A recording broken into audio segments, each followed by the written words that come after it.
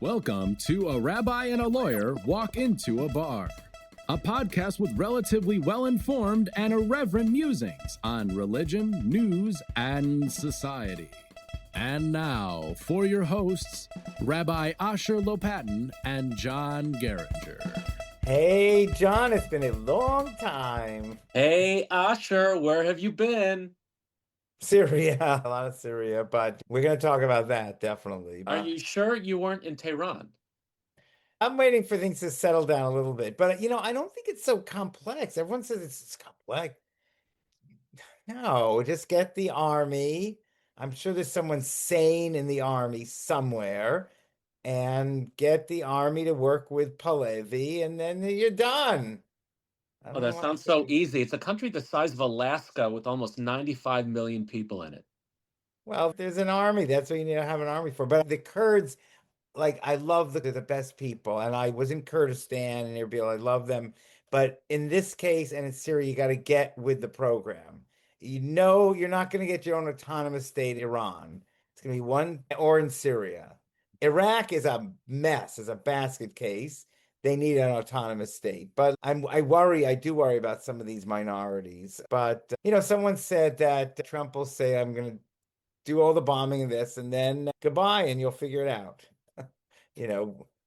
Let the mess take care of itself. And Bibi knows his history, right? He did it on Parsha Zachor.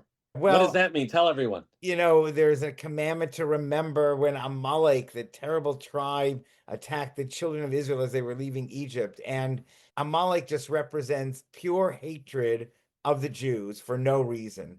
Classic anti-Semitism. Right. So I guess people say reasons. People are afraid that the Jews, everyone, I think Brett Stevens gives Dara Horn, everyone gives reasons for anti-Semitism. Basically, it's really hating the Jews for no good reason. So Fuentes, well, what he's becoming, I mean, maybe I'm not listening to him enough, but I think he's even getting worse. Well, that's what happens when you get paid with Qatari money. Well, Qatar got bombed also. And I think the protesters don't quite know what to do, right? The ones on college campuses when 35,000 Iranians were killed. I didn't see a single one of them on a college campus. No, I tell you, I was disappointed very much. So we don't have a TV on Shabbat. We didn't have, but when it comes to war, so we did have the TV downstairs on just in case, and we have 2 kids in Israel, and right. So tell us about your halachic thought process there. Well, there are some things that are forbidden, like, let's say, turning on a TV. That's understood to be a prohibition, whether it's from the Torah, whether it's rabbinic, electricity, but it's something that's prohibited. But then some people say, well, I won't turn the TV on, but I'll just leave it on over. Then it really becomes an issue of Shabbat atmosphere, really. And that's a real question of, ask your rabbi, or it depends. Well, I'm asking you. Well, so I do feel that having a TV on Shabbat ruins Shabbat atmosphere, because it's about connecting with people and God. It's not, that's why it's so good that iPhones, all those things are not prohibited, because you're supposed to connect with people and with God, and that's what it's about. But when we have 2 kids in Israel and one's going to the army, so we was in the army, but he's done with his training, so he's going into the regulars, I guess. And I am putting in a good word for them and everybody else in Israel. Yeah, please God, everyone should be safe. I know one person was already killed, a woman, yeah. But so we had it on, and so actually at 3 a.m. on Shabbat, Rachel heard, she's plugged into that app that tells you when there's a siren in Israel, when there's a warning. Mm-hmm. So she heard it. So I said, okay, I'll go down and sit where the TV is. And of course, and now Nebuch, it was on CNN, because I'm an old timer, and there was only CNN, cable news network. That was what we had. And Wolf Blitzer is still doing his thing after all these years. I remember him in college. The 80s. What's that? I remember being in college where we played the Gulf War drinking game. And then remember you had the Scud Stud? But I remember, I'm a little older than you. So when I was in college, Wolf Blitzer was the Jerusalem Post correspondent.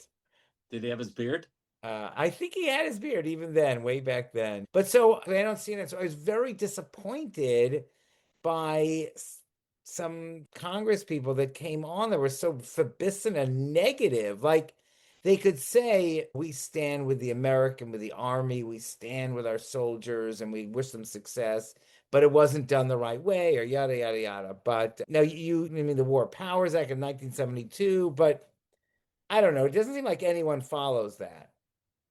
Well, it's complicated, right? And we teach this in class, and boy, we're going to teach this in class on Tuesday. It was Oh, actually 73. So yeah, so the last time we declared war was against Romania, formally. We've had a couple of and what when are was known that? And when was that? 42, I believe, Oh, 42, okay. 43. And right, because they were allies of Germany. The last times we had an UMF, an authorization for the use of military force, first against Al Qaeda after 9/11, and then against Iraq. So 03. And those AUMFs still exist and still provide the president with any president with authority to do things related to both of those things, which is ironic considering we're kind of out of Iraq now and we're out of Afghanistan now, but it gets complicated, right? And so there's a lot of interesting commentary about War Powers Act and things like that. When look in 99, I believe it is, when Clinton bombed the Serbs, and Right. then in 20, what was it, 11 with Libya. So that there are a Department of Justice Office of Legal Counsel opinions basically saying that if it doesn't involve a lot of boots on the ground, it may not need an AUMF. And it depends on severity, it depends on potential for casualties and things like that.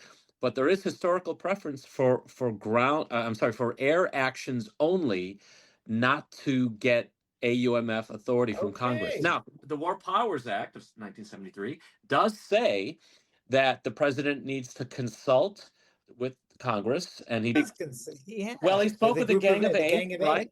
Yeah, he spoke with the Yeah. Gang of Eight, leadership on both sides. But there are timetables in which he either needs to obtain congressional approval or Congress needs to provide through a statute like a AUMF. But again, getting back to that OLC opinion, there's some gray zone there around when he truly needs congressional authority. Now, one more thing, as the students in my class would know, you get from the Supreme Court more imprimatur to do what you do when you have congressional approval to go along with your Article 2 authority. So it's always good for a president to try to get congressional approval when they can. Well, I just know that when they got congressional approval for Iraq, it was a big disaster, So I think Congress doesn't give good advice. And what about the Bay of Tonkin resolution? There was another disaster. Right. And that was congressional approval for that to occur. I actually think it's better when they do it without congressional approval because then he's not putting boots on the ground. And I think people say that Johnson, when he got that, Gulf of Tonkin resolution, then then he would go all out and he felt he had all the power to do anything he wanted. So I was really disappointed. I'm still disappointed. I mean, come on. I just don't understand people. Iran, it's not just the 30,000 people that they murdered in 2 days, and it's not just the Middle East and Israel and the Houthis and shipping lanes, but it's Sudan, because we're in this mess with the civil war in Sudan because Iran is supporting one of the sides. And then Libya and then supplying drones to Russia. Doesn't anyone care about Ukraine? I mean, I just don't understand these people sort of defend. If we were negotiated with Iran, it wouldn't have been about not sending drones to Russia. They were not even red lines. So come on, folks. This is a rogue regime. It's got to end. And a rogue regime that's been killing Americans. I mean, that's sort of the interesting thing on the international law front, right? That there is this notion of Article 2.4 in the UN Charter says you're not allowed to engage in aggressive war, use of force, and the like. And Article 51 says, again, these are the requirements against aggressive war that exist in international law. I suppose one could string together the fact that Iran has been targeting Americans for decades, ever since they started in 79. They tortured our folks in Lebanon. We can go on and on and on and on. And Lebanon, and sort of an accumulation of events theory, yeah, coupled with the immediacy that was, we don't know the classified briefings, no one called me yet, but at least what's filtered out there has to do with they had some sort of immediate threat of launching missiles right, against our right, bases. right, That's probably the strongest argument that Trump has from a legal perspective. What you're talking about is just, is it a good idea? That's a whole different right. discussion. Well, I'm glad that you do the legal stuff, John. So Well, maybe, I'm torn, right? Because I'm a rules-based guy, and yet there are aspects of getting rid of the Iranian regime that suit my personality. We were in London and over winter break, and we crossed Westminster Bridge, and I saw a very large Israeli flag. And I'm like, boy, that's a bold move to be putting a very large Israeli flag in the middle of London during these times. And then we walk closer, and sure enough, it was the old Persian flag side by side. So two yeah, guys were holding those two flags side by side. And I couldn't love wait to it. talk to them about what they were doing again, because they were so brave. Sure enough, as soon as we got to them, someone came along, took the flags, cracked them in half, threw them on the floor. We eventually helped them pick it up. Wait, Had a why brief. didn't anyone beat the living daylights out of that guy? He was a big dude. Oh, I mean, he at some wasn't point, like the guy in the Super Bowl commercial, the Jew? no, he was definitely not the wimpy Jew in the Super Bowl commercial that we can talk about later. No, this was a big dude, and you never know if they have a knife, whatever. So I think Right. nobody wanted to get involved. But fast forward to today, and we see in London Iranians and Jews celebrating together, holding those flags high. It's just Love it. that Love it. those two guys were a couple months early. Wow. Wow. You know, I think the only very smart move on the Iranian Khomeini and Khamenei, all of them, very smart move to, as long as they hate the Jews and hate Israel, they can get away with anything. No one cares if they slaughter a million people, just as long as you hate the Jews. So I'm not surprised that there weren't any protests on campus about all the students that were slaughtered. But it does create an interesting shift, right? That now we can put it to them to see these protesters. Yeah, Who are you protesting for and who are you protesting against? right, right, When it's the exactly. Iranian people who are the most excited. I mean, I don't know if Yeah. there was an Iranian commentator, a few of them actually, going against what Mamdani wrote about how he wants to keep Iranians in New York safe. Oh my These God. guys are now bending over backwards. The Mamdanis of the world, I don't think they know what they can say anymore. Exactly. I really hope this turns the corner, not on anti-Semitism, but on, well, I don't know, maybe on anti-Semitism. I hope after the 12-day war, it didn't do anything for Tucker Carlson. He thought it would be World War III and Right. nothing happened. And still, but I think this could be really a sea change and what we've been waiting for, at least in the Middle East. This is the last really danger. I mean, if hopefully Hezbollah won't get any more money and they'll fall apart in the Houthis, I don't know. They build missiles out of rocks or something. I don't know. And we should note that we are recording this Saturday night, February 28th, and anything may change by the time people listen to this. Right, right, right. We won't say mission accomplished. Nope. I think we learned our lesson on Yeah. that one.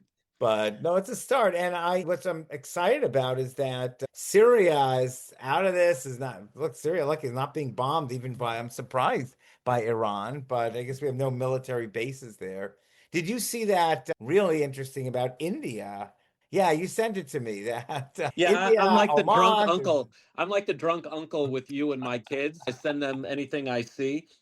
And I believe it or not, I try to curate what I send to you guys. No, it's India has a base in Oman and they're going to Israel.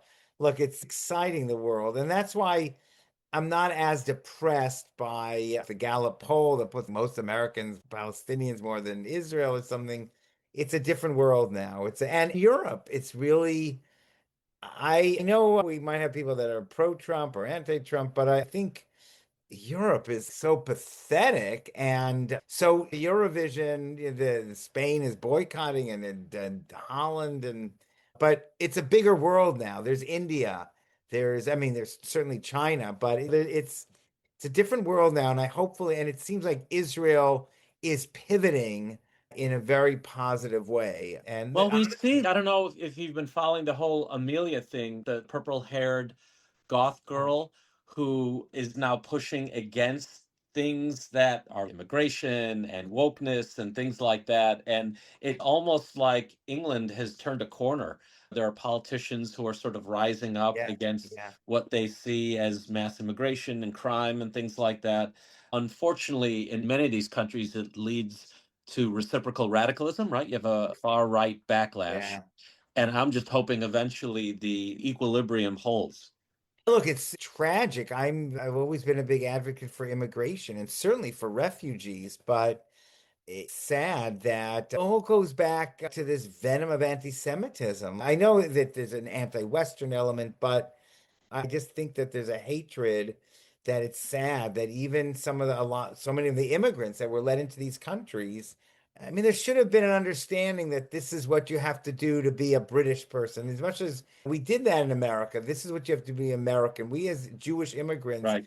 everyone was wanting to be an American, and that's really what I don't know. Maybe we lost that. Maybe, and certainly Europe probably lost it, not letting immigrants know that you got to be a Frenchman. And what does that mean? And it goes against, we want to be individuals. You don't want to mold people, but maybe that's just what immigration, healthy immigration requires. Because I'm sure the Irish and the Italians and Polish and everyone that came to America, I think it's a little bit of a generalization, but I really think that they really strive to be Americans and what America was about. So who knows? And look, I grew up in Skokie in the 70s, which was like the United Nations. I mean, I had friends from every country on earth.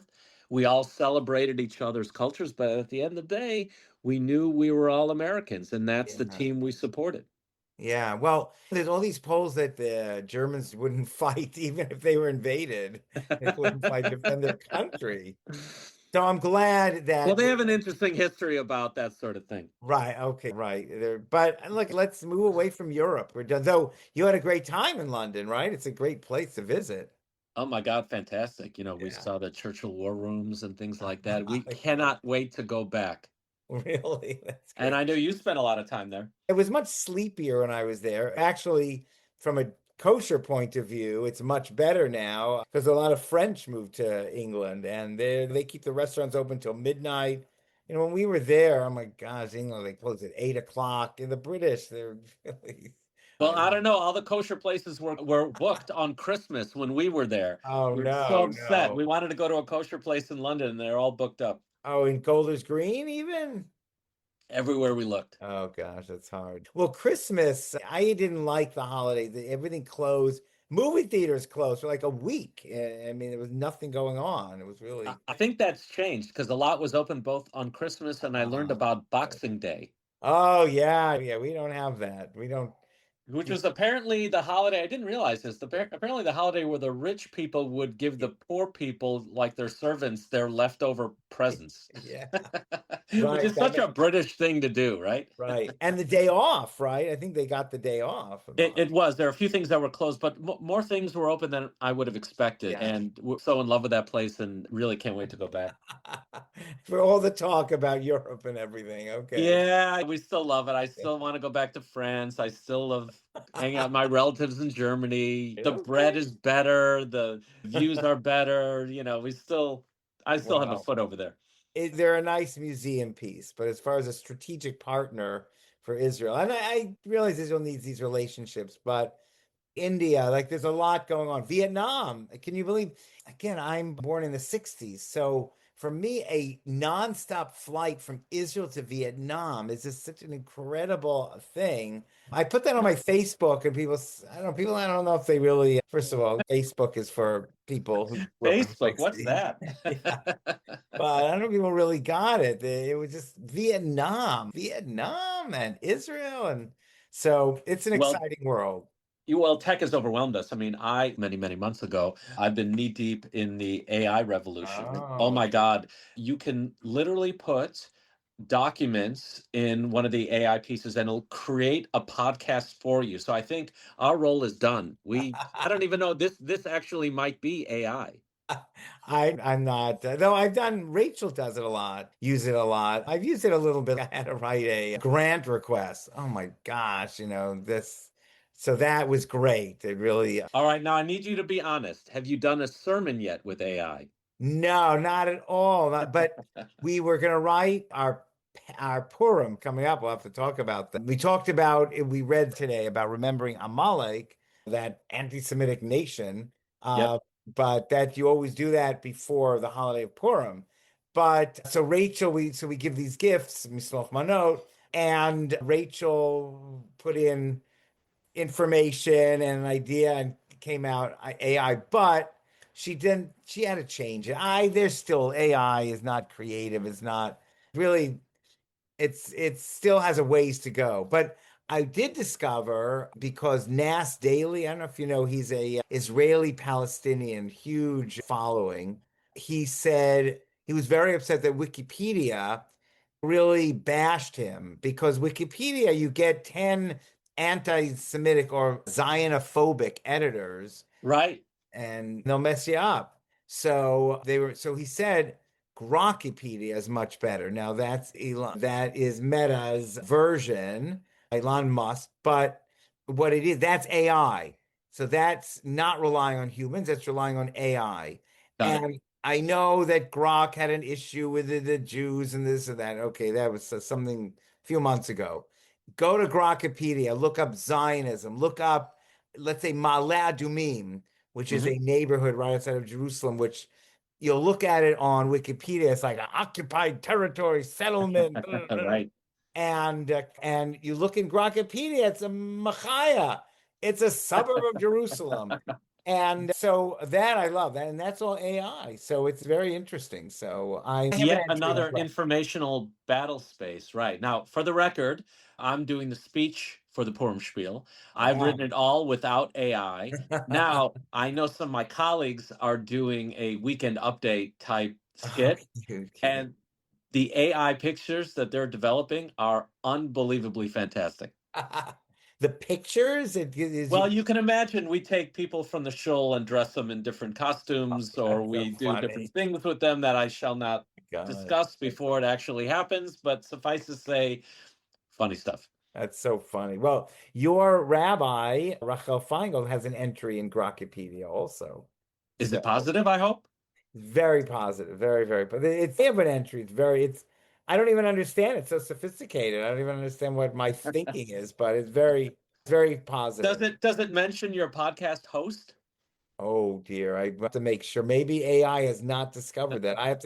I'll check and I'll write them. I'll tell them. I don't think I'm in Wikipedia Complaining. yet. I'm not sure if I want to be. Then the editors will fight over you and that kind of thing.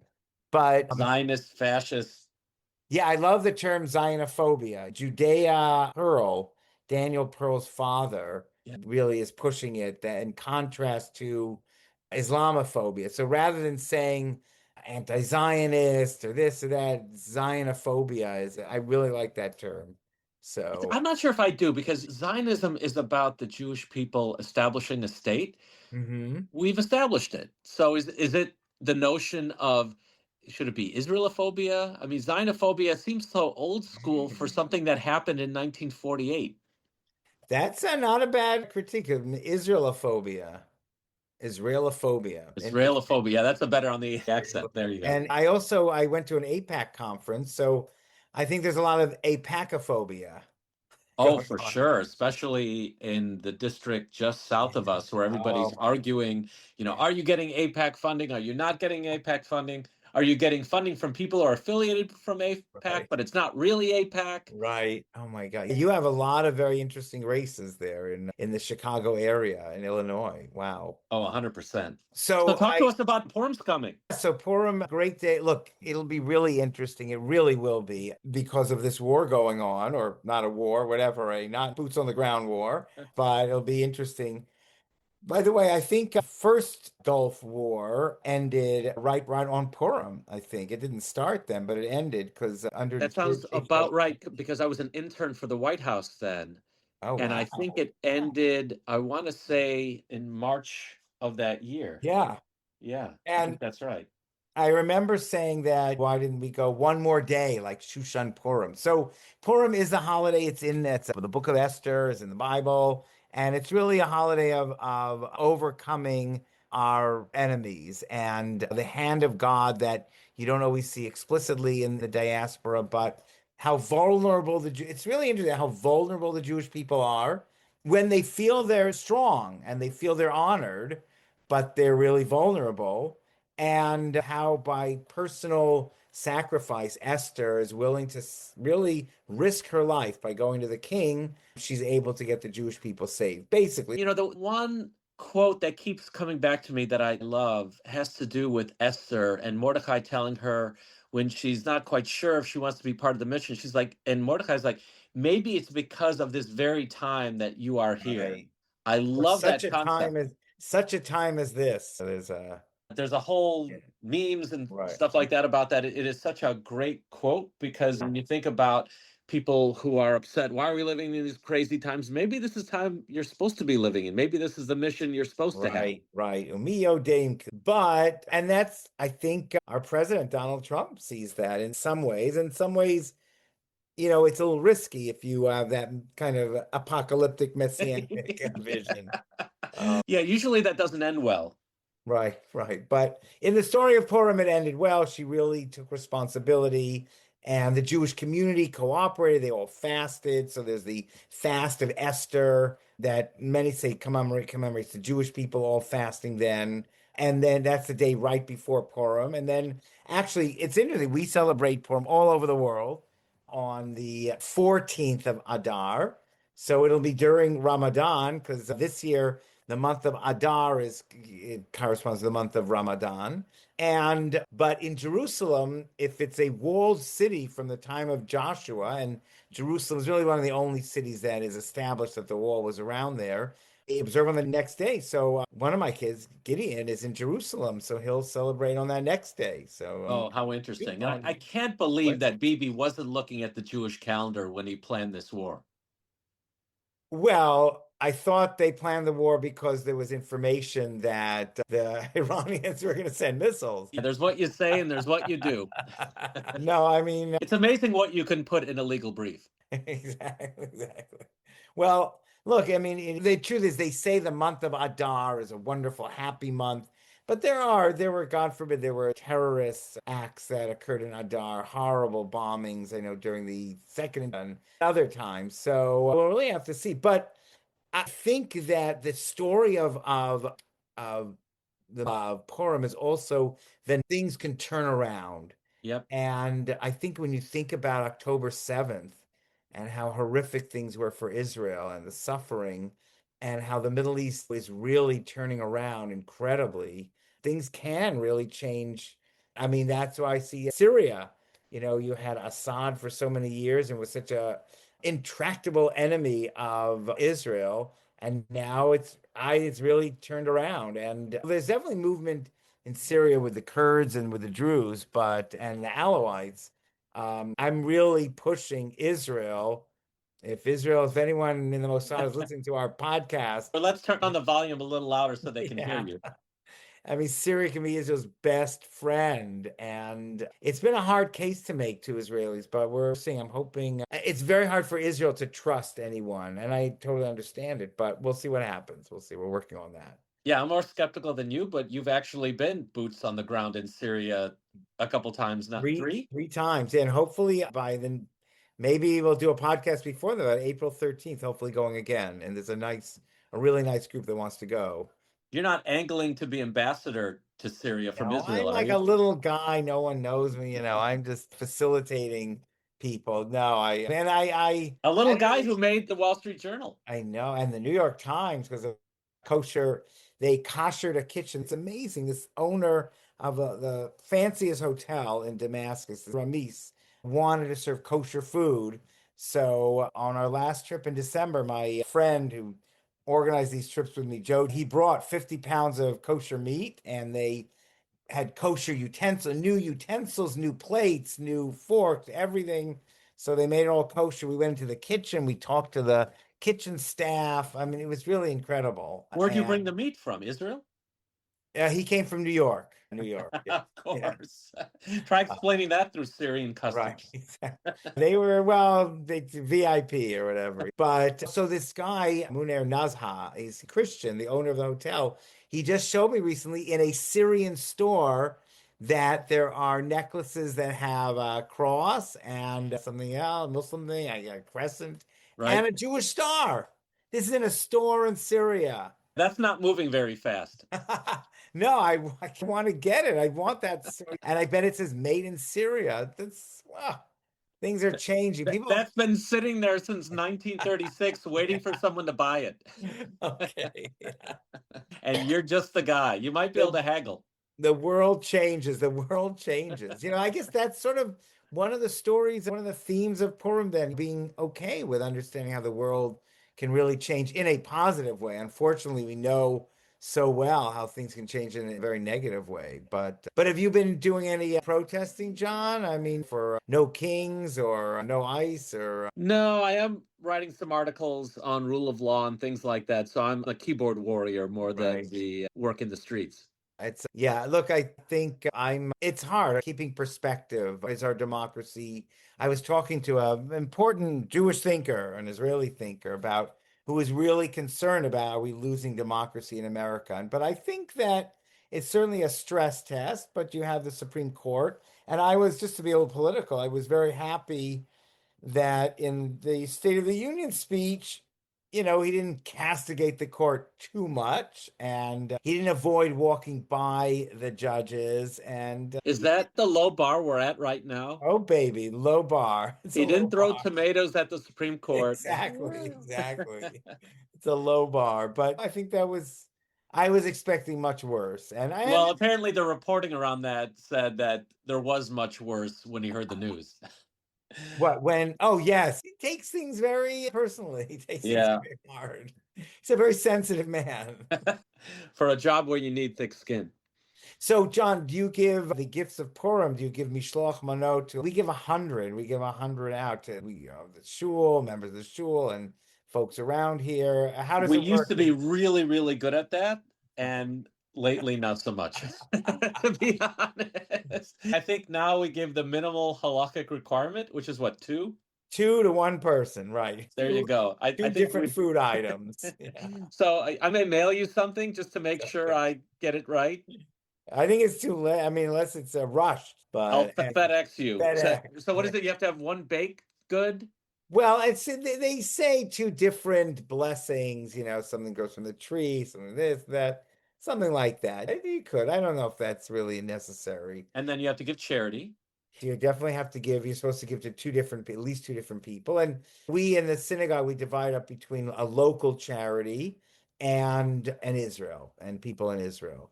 But yeah, so the charity, and then you have to hear them at night and during the day. And I'm sure there are male readings of them, female readings of them. There's all sorts of things. And what about the whole get so drunk that you can't tell the difference between cursed is Haman and blessed is Mordecai? Well, it's about that ad de lo yada, until you don't know, but it's really not clear. And my son has written a lot about this, that it's not permissible to get drunk. And I don't know if you remember, I've got a long time ago, I did get very drunk. I think I danced with Rosie Mock of Blessed Memory. Yeah. So. I'm not going to mention all the incidents, but let's just say there were incidents. And was, that's when I knew that you were my rabbi. She was 90 years old, but let's get that. She was definitely no Epstein going on there. No. The Epstein files are limited to just people we know named Epstein. Right. I do know an Epstein. That's so funny. But yeah, but it's, some say just drink enough to get a little tipsy and then you take a nap and you fulfill it that way. And I think it's also not such a bad idea. One day a year, people get drunk, but you always hear about in high school, the kids, they push themselves and they die. Right. Oh my gosh. So take it easy. No underage drinking. My Rosh Hashiva, Rav Soloveitchik and his son, they drink grape juice. That's what they drink. Wow. Yeah, that's for them. That's enough. That's not enough for them. Well, leave us with some inspiring words for Purim, and then we'll let people get on with their holiday. Look, I think that you said it beautifully. Each person has their unique role in this world, and we have to seize that opportunity when God gives it to us. One of the really poignant notes in the story is that when the Jews were allowed to attack their enemies, it says, first of all, that's a good theme. Be tough. We didn't even talk about that commercial in the Super Bowl, but You didn't like it. I didn't like it. I know nobody who liked it. no one liked, except they did. I don't know who liked. And with all due respect to all the good work Bob Kraft is doing. No, someone also said that dirty Jew. No one uses that term anymore. Come on. Again, it's so old school. It's so old school. Dirty Zionist. I don't know, but dirty Jew. It's quaint. It's actually quaint. Right. But I'm a big fan of Ahavat Hashem Gordon. He's a kickboxer, an Israeli kickboxer who defeated the Turkish anti-Semitic, anti-Israel guy. Right. So not all heroes wear capes, right? Right. So he should have been in that commercial. But so the story of Purim is, interestingly, initially Esther tries to say to the king, okay, reverse the edict of Haman, which was to kill all the Jews, evil guy, and reverse it. And the king says, can't once it's there, but you can defend yourselves. I never understood that. Well, big deal. Of course the Jews are going to defend themselves, but unfortunately the Jews don't always do that. So it really is a story of being strong, and let's stand up to these people, and whatever it is, a little bit of muscle.